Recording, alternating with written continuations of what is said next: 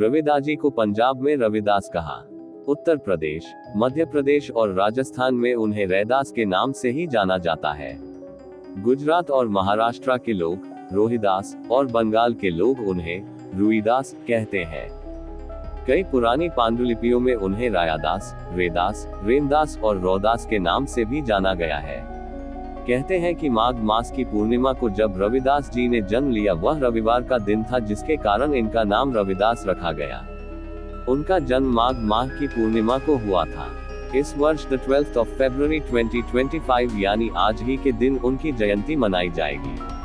संत शिरोमणि कवि रविदास का जन्म माघ पूर्णिमा को 1376 ईस्वी को उत्तर प्रदेश के वाराणसी शहर के गोवर्धनपुर गांव में हुआ था। उनकी माता का नाम कर्मा देवी कलसा तथा पिता का नाम संतोख दास रघुत था।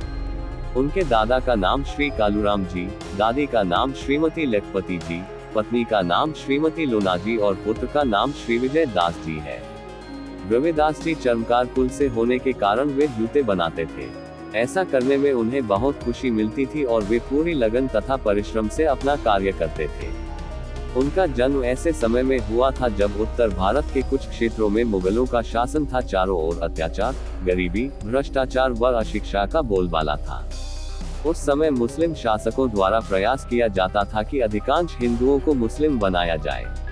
संत रविदास की ख्याति लगातार बढ़ रही थी, जिसके चलते उनके लाखों भक्त थे, जिनमें हर जाति के लोग शामिल थे।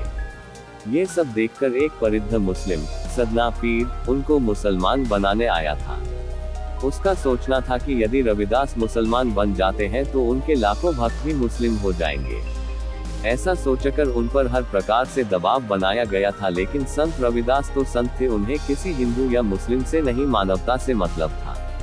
संत रविदास जी बहुत ही दयालु और दानवीर थे।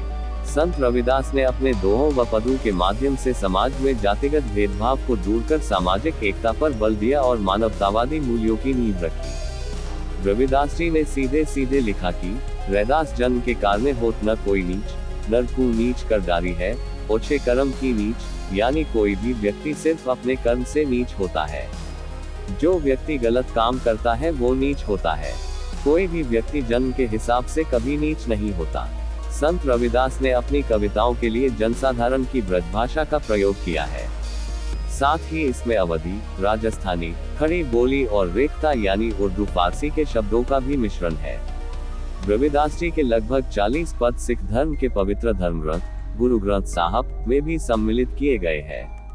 कहते हैं कि स्वामी रामानंदाचार्य वैष्णव भक्तिधारा के महान संत हैं। संत रविदास उनके शिष्य थे। संत रविदास तो संत कबीर के समकालीन व गुरुभाई माने जाते हैं।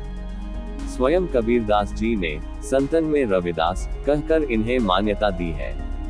राजस्थान की कृष्ण भक्त कवयित्री मीराबाई उनकी शिष्या थी। ये भी कहा जाता है कि चित्तौड़ के राणा सांगा की पत्नी झाली रानी उनकी शिष्या बनी थी। वहीं चित्तौड़ में संत रविदास की छतरी बनी हुई है। मान्यता है कि वे वहीं से स्वर्गारोहण कर गए थे। हालांकि इसका कोई आधिकारिक विवरण नहीं है, लेकिन कहते हैं कि वाराणसी में 1540 ईस्वी में उन्होंने देह छोड़ दी थी।